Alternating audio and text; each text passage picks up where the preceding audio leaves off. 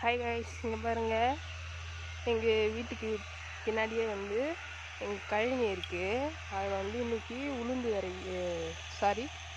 இல்லை, கம்பு வந்து விதைக்கிறோம். பாருங்கள், உழவு ஓட்டுறாங்க. முதல்ல வந்து கம்பு விதைச்சிடணும்.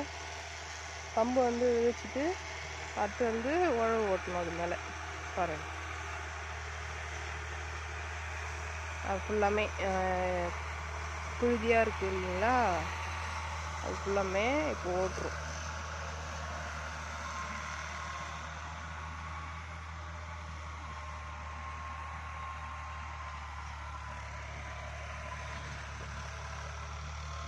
கம்புலாம் விதைச்சாச்சு. அதுதான் பாருங்கள், அந்த குருவி காக்கா எல்லாம் வந்து கம்பு கொசம் வந்து பறந்துட்டு இருக்கு.